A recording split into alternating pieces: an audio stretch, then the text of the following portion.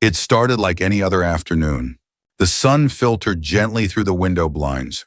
A soft breeze moved the curtains. You just finished lunch, maybe folded a few towels, and decided to reward yourself with a little treat. A cookie, a soda, a handful of chips. Then maybe a quick nap. Or some time in front of the TV, just to unwind. Harmless, right? But then it happens. You walk into the kitchen and can't remember why. You forget the name of the neighbor you've known for years. You feel foggy, like your brain is walking through molasses. And you think, well, I guess this is just what aging feels like. But what if it's not?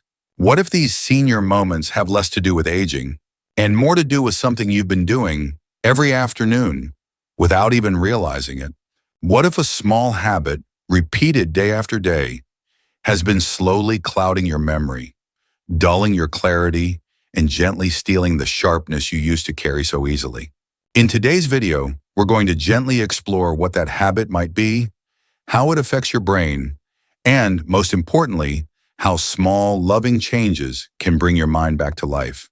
Because your memory isn't lost. It's just waiting for you to notice. It doesn't happen all at once. It's not like a switch gets flipped and suddenly everything feels fuzzy. No, it's quieter than that, more subtle, like a fog that rolls in slowly, soft and unannounced, until one day you realize you're no longer seeing things as clearly as before. George had always been sharp. Even in his 70s, he could tell you the model of every car he'd ever owned, the birthdays of all 8 of his grandchildren, and the name of the man who sold him his first lawnmower back in 1971. But lately, something was different. Not alarming, just off. He found himself forgetting why he walked into a room. He'd lose his train of thought mid-conversation. Names he used to know without effort now took a few seconds, sometimes minutes to surface. At first, he laughed it off. Senior moments, he'd say with a shrug, but deep down he felt uneasy. This wasn't the George he'd always been. What puzzled him most was the timing. It wasn't a constant fog. It showed up around the same time each day, mid to late afternoon, after lunch, after a snack, sometimes after a nap. That was when the clouds settled in. If this feels familiar, you're not alone. And more importantly, you're not broken. What George didn't know then, and what many seniors don't realize, is that the human brain, especially as it ages, becomes more sensitive to something called circadian rhythms. These are your body's natural internal clocks that help regulate energy, alertness, and even memory. For most of our lives, these rhythms work quietly in the background, keeping things in sync. But as we get older, those rhythms start to shift. The dips become deeper. The balance becomes more delicate. And one of the most noticeable dips happens in the afternoon. Between 1 and 5 p.m., many older adults experience a natural decline in mental energy. Scientists call it the afternoon slump, and it's completely normal. But here's the catch. What you do during this window can either support your brain or slowly wear it down. George's routine was simple. After lunch, he'd sit down in his recliner with a cookie and a glass of soda. Sometimes he'd watch the news. Sometimes he'd doze off for a while. It seemed harmless, a well-earned rest. But over time, those habits, sugar, screen time, long naps, combined with his body's natural circadian dip, began to create a pattern of mental cloudiness he couldn't shake. It's not that he was doing anything wrong. In fact, most people do the exact same thing. But for an aging brain, those small choices can make a big difference. Here's what's happening behind the scenes. After lunch, your body's already using a lot of energy to digest food. Blood flow shifts toward the stomach and away from the brain. If you add sugar into the mix, like cookies or soda, it causes a spike in blood sugar, followed by a crash. That crash can leave your brain starved for stable fuel. Then if you sit down and become inactive, your circulation slows even more. Less oxygen reaches the brain.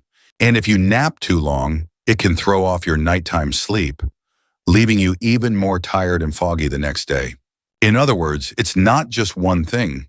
It's the perfect storm of small habits, layered on top of your body's natural afternoon rhythm. And the result? that gentle creeping fog, the forgetfulness, the blank moments, the mental fatigue that feels like it shouldn't be there. But here's the good news. This fog is not a life sentence. It's not permanent. It's not a sign that you're losing it. It's a sign that your brain is asking for a little more care during a delicate part of the day. What George eventually discovered, after a gentle conversation with his doctor and a few months of small adjustments, was that changing his afternoon routine had a bigger impact than he expected. He swapped the cookie for a handful of almonds. He replaced soda with a glass of lemon water. He went for a 10-minute walk instead of sitting down right after lunch, and he limited his nap to 20 minutes, no later than 2 p.m. Within weeks, the fog began to lift. He still had occasional forgetful moments. Who doesn't? But the heaviness, the mental fatigue, the sense of losing his edge, it faded. And in its place was something better: clarity, steadiness, and the quiet joy of feeling more like himself again. This isn't about being perfect, it's about being aware. Because once you understand what's happening inside your body, you can work with it, not against it. You can make gentle shifts that support your memory, your energy, and your peace of mind. And that fog you thought was aging, it might just be a habit, waiting to be rewritten. For most of his life, George never thought much about snacks. A little something sweet after lunch was part of the routine. A reward in a way, something to look forward to. Sometimes it was a cookie, sometimes a small slice of pie, a soft drink, or a handful of crackers. He didn't eat much, just enough to satisfy that mid-afternoon craving. But that small moment of pleasure, as innocent as it seemed, was quietly working against him. Here's what many people don't realize. Your brain doesn't just need food, it needs stable energy. It thrives on balance.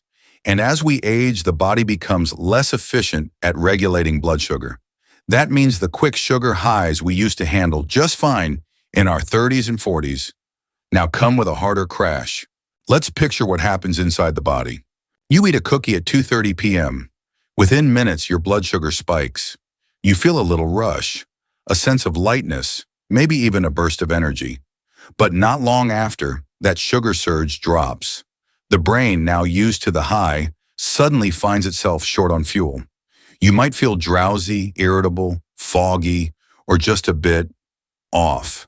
And for seniors, that crash can be sharper, longer lasting, and more disorienting.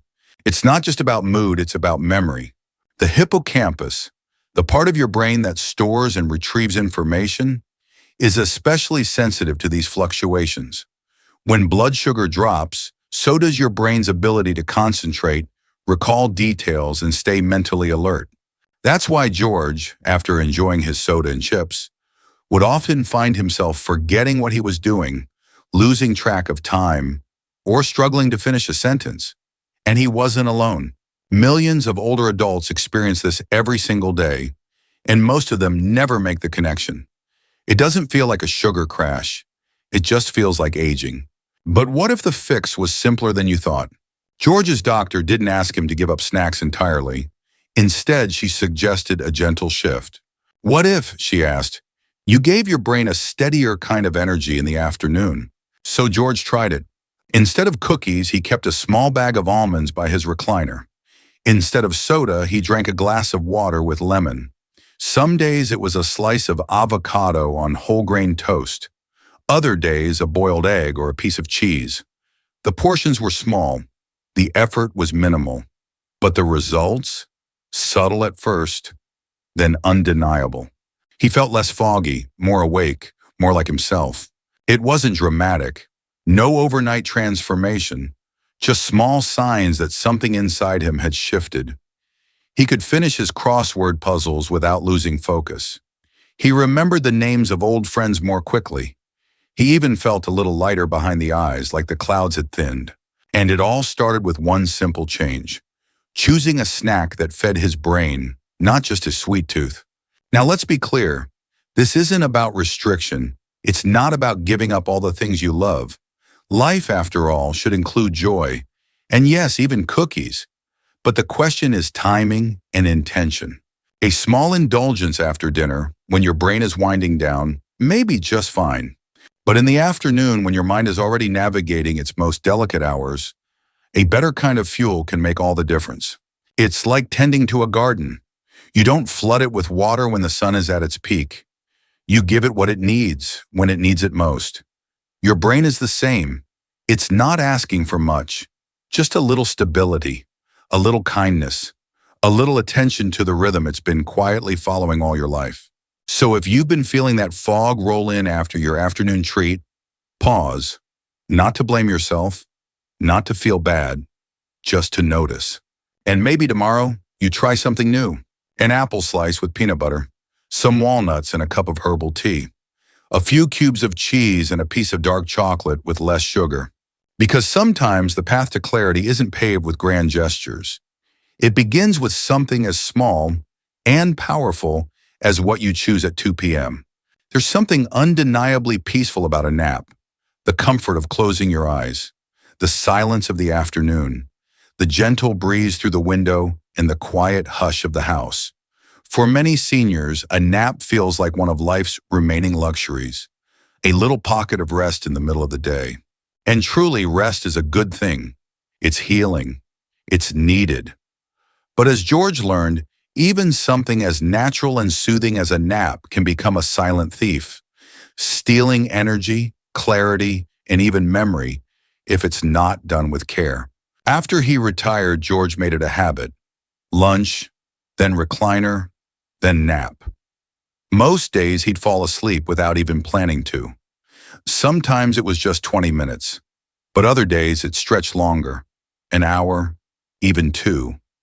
He'd wake up feeling groggy, disoriented, and strangely more tired than before. His wife noticed something too. In the evenings, George seemed more confused. His words didn't come as easily. He'd lose the thread of conversation or forget what day it was. There were moments she worried. Was this the start of something more serious? But at his next checkup, the doctor asked one simple question that changed everything. How long are you napping in the afternoon? At first, George didn't think it mattered. Sleep is sleep, right?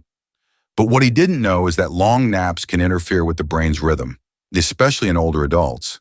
You see, your brain follows a delicate 24-hour cycle, a biological rhythm that tells you when to feel alert, when to feel sleepy, and when your mind is at its sharpest. This rhythm is already more fragile with age. And when you nap too long or too late in the day, it throws that entire system off balance. Think of it like tuning a piano. A small shift in the tension of a string can change the whole sound of the instrument. Your brain works the same way. A nap that runs past 45 minutes or happens too close to evening can confuse your internal clock. It tells your brain, wait, is this nighttime? Should I shut down now? So by the time bedtime rolls around, you're no longer sleepy. Or if you do fall asleep, the sleep is shallow, interrupted, and restless. And in the morning, instead of waking refreshed, you wake exhausted and mentally dull. This is what happened to George. His long naps were robbing him of quality nighttime sleep. And over time, that chronic disruption led to a kind of fog that clung to him throughout the day. He wasn't losing his mind. He was just misaligned with his own natural rhythm. The solution, as always, was not to eliminate the nap, but to reframe it. His doctor explained something simple but powerful. A short nap, done the right way, can actually boost memory, alertness, and mental clarity, especially in older adults. Researchers call it a power nap, and the sweet spot is somewhere between 15 and 30 minutes. So George made a change. He set an alarm for 20 minutes. He napped sitting up in a chair rather than lying in bed. He made sure to nap before 2:30 p.m., never later. And slowly things began to shift. He no longer woke up groggy. He no longer stayed up restless at night. His evenings were clearer. Conversations came easier. The light in his eyes, that sparkle of awareness, returned. The nap hadn't been the enemy. It just needed boundaries. This is a lesson many seniors never get told. In a culture that glorifies productivity, we're often made to feel guilty for needing rest. Then in retirement, we swing the other way, assuming rest has no rules. But the truth, as always, is found in balance. Your brain craves rhythm. Sleep is one part of that rhythm, but so is when you sleep and for how long. So if you've been waking up from naps feeling worse than before, don't be discouraged. It doesn't mean you're lazy or weak or fading. It simply means your body is asking for structure. A nap is still a gift. You just need to unwrap it the right way. Start with 15 minutes. Do it at the same time each day. Let it be gentle, not heavy. Let it refresh you, not replace your night. Because the goal isn't just to rest, it's to remember how good it feels to be fully awake again.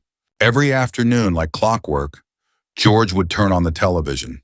The volume was always set a little louder than it used to be. The remote sat faithfully by his recliner. The news would run for hours, back-to-back segments, endless headlines, breaking story after breaking story. It was his way of staying connected, staying alert, staying informed. But over time, something shifted. He started feeling anxious after watching, irritable, sometimes even sad. His mind felt full, yet empty, like it had been stuffed with noise but had not learned a single new thing. More than that, his memory was slipping again. He would forget what he had just watched. Conversations blurred together. Names from stories he had followed for years started to vanish. And by the end of the day, he felt mentally exhausted, as if he had spent the whole afternoon doing something but could not quite remember what. At first, he did not connect it to the screen. Television had always been a comfort, a companion in the quiet hours. But what George did not realize, and what many people do not, is that too much passive screen time can actually drain your brain, especially in the afternoon. Here is why. Your brain is not just a sponge, it is a muscle. It does not grow stronger by simply absorbing things. It needs interaction, engagement, movement, even in thought. When you watch TV or scroll on your phone for long periods without responding, reflecting, or reacting, the brain shifts into a passive mode. It stops processing deeply. It stops making connections. It becomes a receiver, not a participant. And when this happens day after day, especially during a time when the brain is already in its lowest energy state mid-afternoon, it begins to dull. Not dramatically, not suddenly, but slowly, quietly, like a candle flickering in a room with too little air. A study from the University of California followed seniors over a 5-year period. Those who spent multiple hours a day on passive activities like television, without balancing it with mentally stimulating tasks, showed faster cognitive decline, especially in memory and attention span. Not because TV is inherently bad, but because how we consume it matters. George's afternoons were a perfect example. He was not actively watching, he was zoning out. His mind was not engaged, it was overwhelmed. The constant barrage of news stories, political debates, and dramatic music was not energizing him, it was fatiguing his brain. And unlike a book or a puzzle, there was no pause, no reflection, no mental challenge. Just input, endless input. So what changed? George did not stop watching TV altogether. That was not necessary. But he began watching with intention. He limited it to 30 to 45 minutes in the afternoon. He chose programs that made him feel calm, not agitated documentaries, lighthearted series, nature shows. And most importantly, he balanced screen time with something interactive. Some days it was a crossword puzzle. Other days a phone call with an old friend. Sometimes just sitting outside for 10 minutes listening to birdsong and naming the flowers in the yard. These small acts were not flashy, but they did something powerful. They woke his mind back up. They turned him from a passive watcher into an active thinker.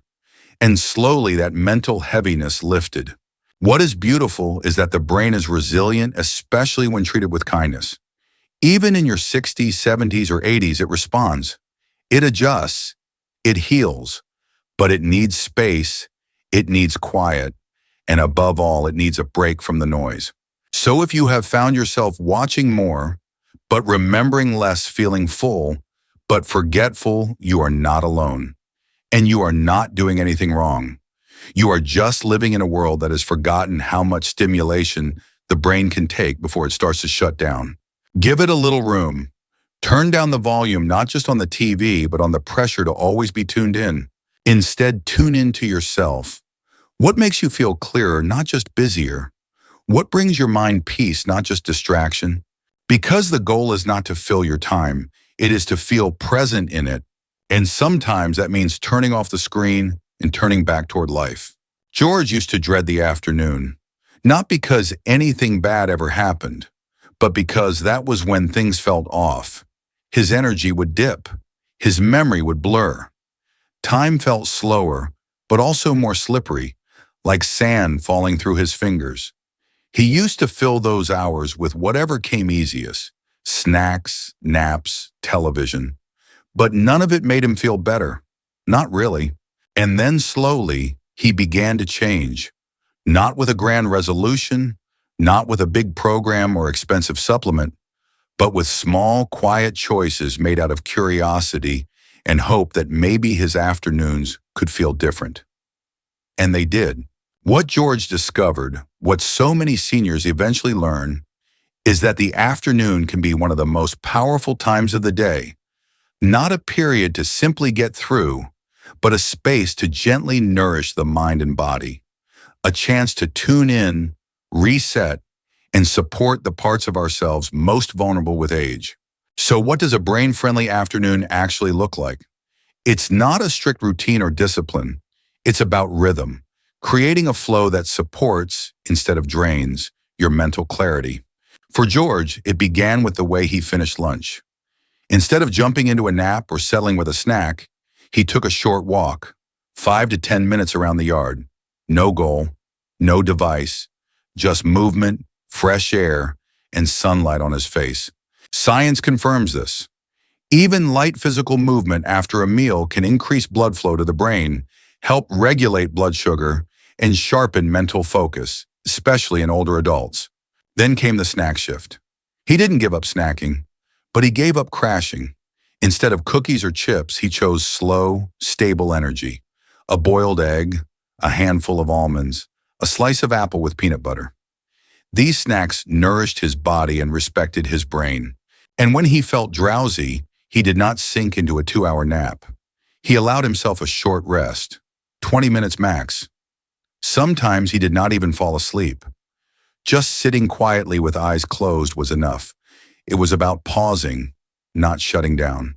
He began reading in the afternoons, not the news or opinion pieces, but books, stories, biographies, poetry, things that asked his brain to participate, not just consume, things that brought joy instead of stress.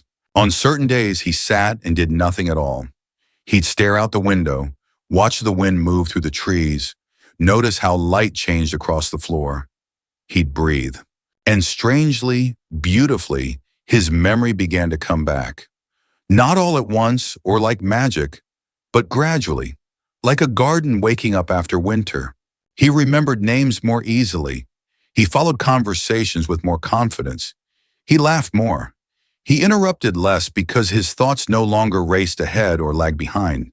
His afternoons, once foggy and forgettable, became a time he looked forward to. Not because they were productive, but because they were filled with presence. That's the secret no one talks about. You don't have to fight your brain. You don't have to fix it. You don't have to be perfect. You simply have to learn to care for it gently, consistently, with love. A brain-friendly afternoon doesn't require more time. It just asks for more attention, more intention. It asks you to slow down, not because you're old, but because you finally can.